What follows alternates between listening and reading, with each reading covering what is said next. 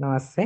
इस quick revision course में आज का हमारा टॉपिक है योगा इन prevention of metabolic disorder and respiratory disorder. हाँ, तो कुछ इस संदर्भ में है कि जो कुछ क्लासेस है हमें हमेशा इंग्लिश में कंडक्ट करना पड़ता है, जैसे आपको योगा एनाटॉमी हो या ये जो कुछ टॉपिक हो, ये जैसे हम हिंदी में भी वो इजीली समझ सकते और इंग्लिश उसका, क्योंकि वो प्रचलित उसके लिए इंग्लिश भाषाएं यूज की जाती हैं। तो ये अभी टॉपिक पे आते हैं। तो ये मेटाबॉलिज्म क्या है? Metabolism is medical term used to denote chemical process in catabolism and anabolism. तो आयुर्वेद में इसमें जैसे कि वात पित्त कफ होता है तो उसका संबंध इससे भी लगा सकते हैं। Then catabolism meaning the breaking down of the cell and anabolism means the construction of the cell. तो ये मेटाबॉलिज्म है according to Ayurveda. When the person follows the rules and regulation of food intake, enables to maintain hemodynamic balance in Tridosha. Tridosha allows digestive fire to work effectively and transforming the extract of the food particles into the Rasadi seven dhatus. The leftover the part of food has been wiped out from the body in the form of thimala.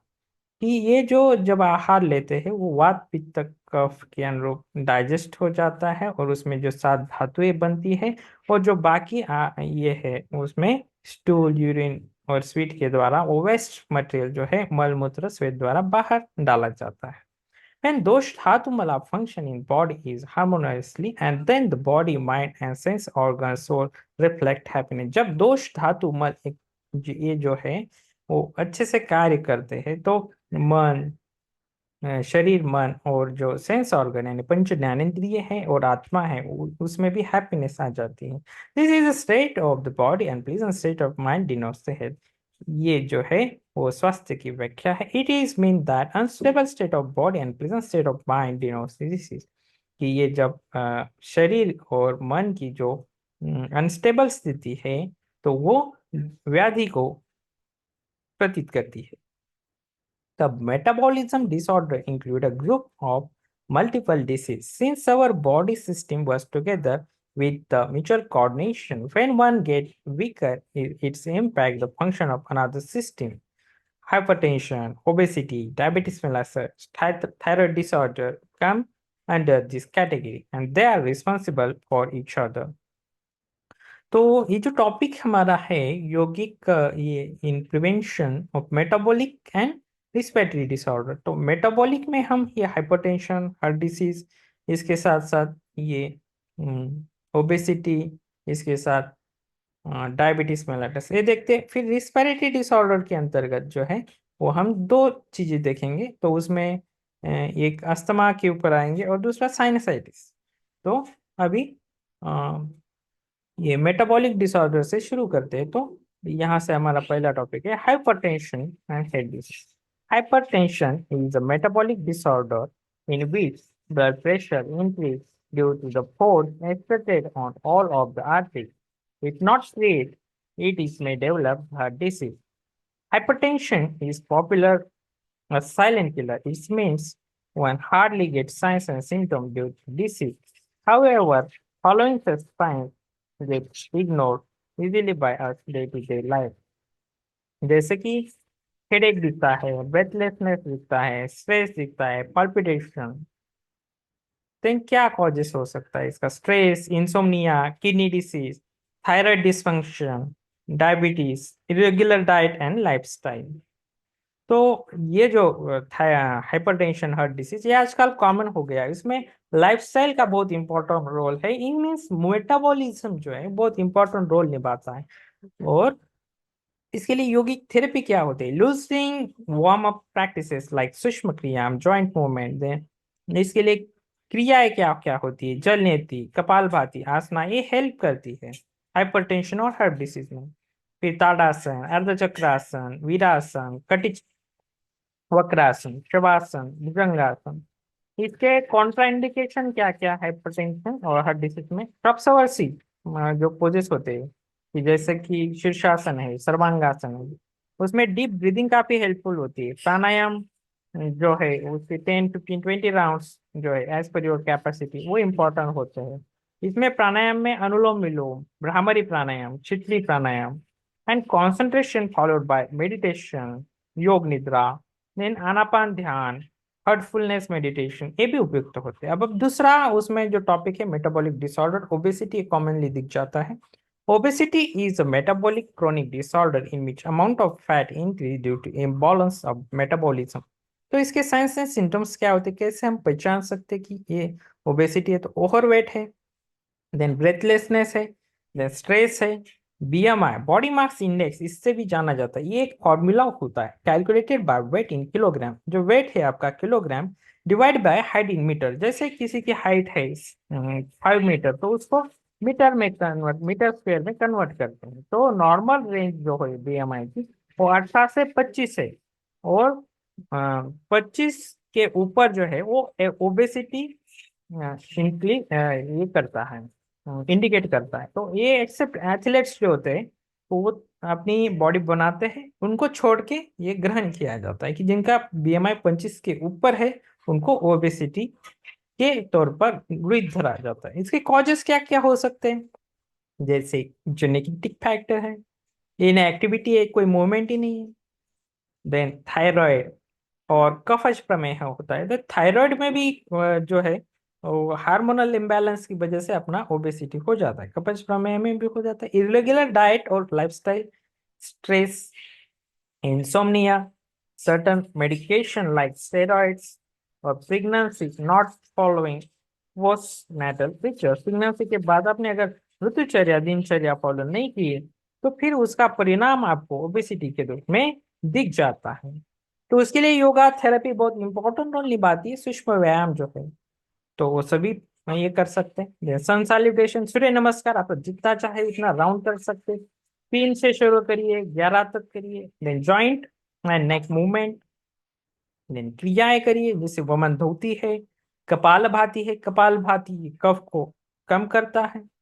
फिर आसना, आसना में त्रिकोणासन, जितने भी movement वाले आसन है उसमें ज्यादा से ज्यादा कर सकते हो। उसमें राउंड के ऊपर आप कॉन्सेंट्रेट करिए। जैसे भुजंगासन है उसके आप 10-15 राउंड करिए, ऐसे। देन पादरुत्तासन है उसके 5-10 राउंड करिए, या त्रिकोणासन करिए, मत्स्यंद्रासन, पश्चिमोत्तानासन, उष्ट्रासन, धनुरासन।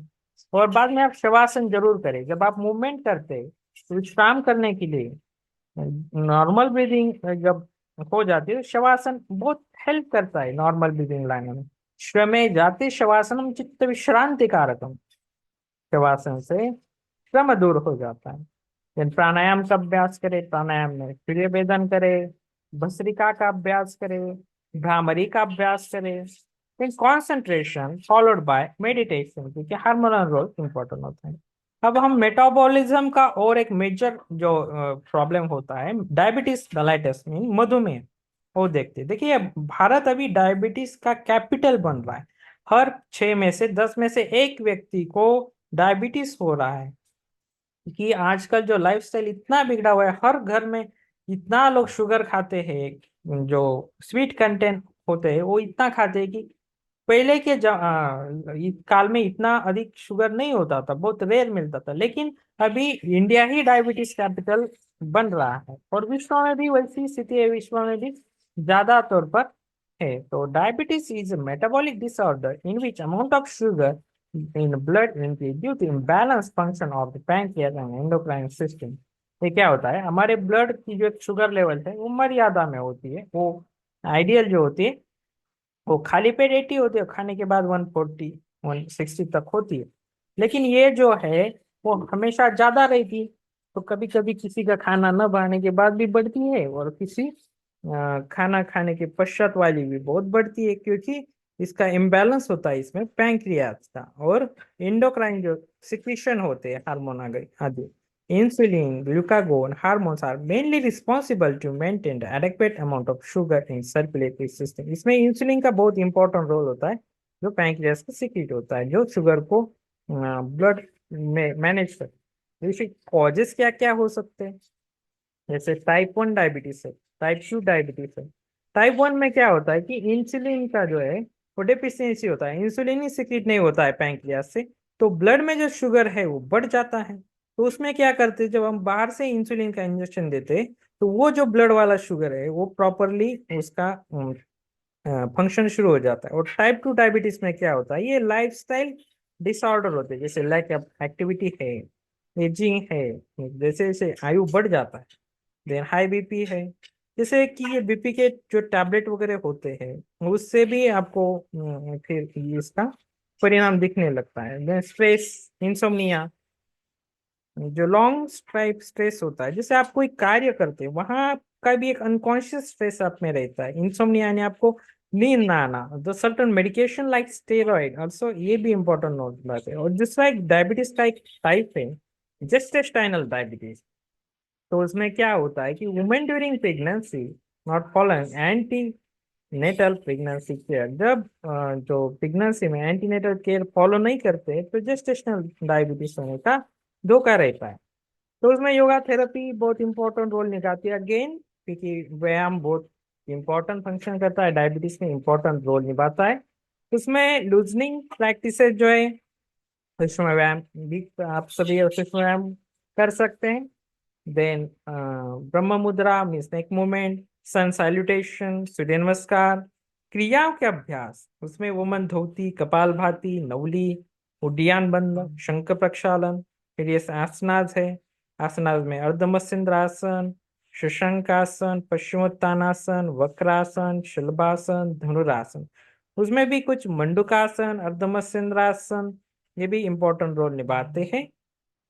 देन प्राणायाम में Surya Bhedan pranayama, Bhastrika, Bhramari and concentration followed by meditation, practice leading to meditation, ये भी करना है। ये हमने कुछ उसमें क्या क्या प्रोटोकॉल होता है इसकी जो फोटो है वो डाले उसमें, जैसे कपालभाति, कुंजल, ये सूर्य नमस्कार है, नवली है, ताड़ासन है, कटी चक्रासन है, पवन मुक्तासन है, सर्वांगासन, मत्स्यासन, भुजंगासन, शलभासन, धनुरासन, पश्चिमोत्तान, गोमुख, मंडूक, उष्ट्रासन, अर्धमत्स्येंद्र, शवासन।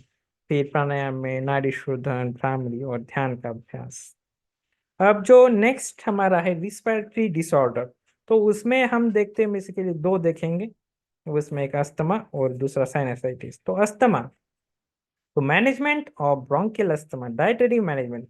हाँ, कोई भी डिसीज है तो उसमें डाइट एक बहुत ही महत्वपूर्ण रोल निभाता है। जैसे आपका जो भी डाइट है, जैसे इसमें this foods which are allergic to asthma patient, such food should be avoided such as cream, chocolate, stimulant, food like banana, milk and milk product.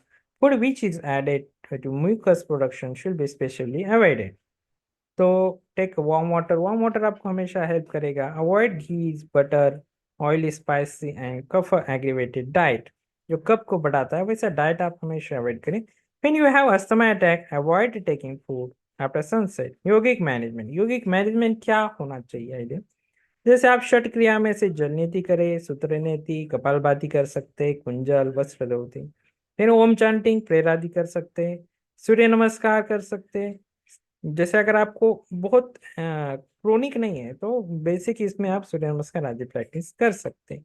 Selected practices of Sushma क्रिया, इसमें उच्चारण स्थल शुद्धि, विशुद्ध शुद्धि, बुद्धि तथा बुद्धि शक्ति विकास क्रिया, वक्ष शक्ति, वक्ष स्थल शक्ति विकास क्रिया, ये कर सकते, तो लंग कैपेसिटी इसमें बढ़ जाती। योगासना में ताड़ासन, कटी चक्रासन, ऊर्ध्वस्तानासन, गोमुखासन, उष्ट्रासन, वक्रासन, भुजंगासन, सर्वांगासन, सरल मत्स्यासन, शवासन। प्राणायाम में फुल योगी ब्रीदिंग कर सकते, उसमें नाड़ी शोधन प्राणायाम, सूर्य भेदन प्राणायाम, भ्रामरी प्राणायाम, भस्त्रिका प्राणायाम। स्पेशल प्रैक्टिसेस में योग निद्रा का अभ्यास, अंतर्मौन का अभ्यास कर सकते हैं। ध्यान में Om chanting, Om meditation, practice leading to meditation. तो नेक्स्ट अब देखते हैं साइनसाइटिस के ऊपर आ जाते हैं। Sinusitis is called respond very well to yogic technique, कि ये साइनसाइटिस योगिक टेक्निक में बहुत अच्छा रिस्पॉन्स आता है। The treatment of choice in yoga for sinusitis is kriya and pranayama. The kriyas like Kapalbhati, Sutraneti, Jalneti, Kunjar help reducing the hypersensitivity of nasal mucosa and facilitate in draining excess mucosa stored up in sinus। कि जो सूत्रनेति, जलनेति, कुंजल की practices है वो nasal mucosa जो है उसको drain करने में, एक्सेस म्यूकोसा जो स्टोर्ड अप है साइनस में उसको ड्रेन करने में बहुत अच्छा रोल निभाते हैं, मीन्स उसको निकाल देते हैं। तो उसमें ओम चांटिंग, प्रेयर क्रिया में कुंजल, सूत्र नीति, जल नीति, सूक्ष्म क्रिया में कुछ सिलेक्टेड प्रैक्टिसेस, देन योगासना में ताड़ासन, ऊर्ध्वोत्तानासन, मत्स्यासन, सर्वांगासन, भुजंगासन, गोमुख, मंडूक, उत्तान मंडूक, सिंहासन, शवासन। प्राणायाम में नाड़ी शोधन, उज्जयी, भ्रामरी, भस्त्रिका। और प्रैक्टिस लीडिंग टू मेडिटेशन में ओम मेडिटेशन आप कर सकते हैं। तो ये कुछ चित्र हैं। तो आज का जो हमारा टॉपिक है ये समाप्त होता है। थैंक यू, धन्यवाद।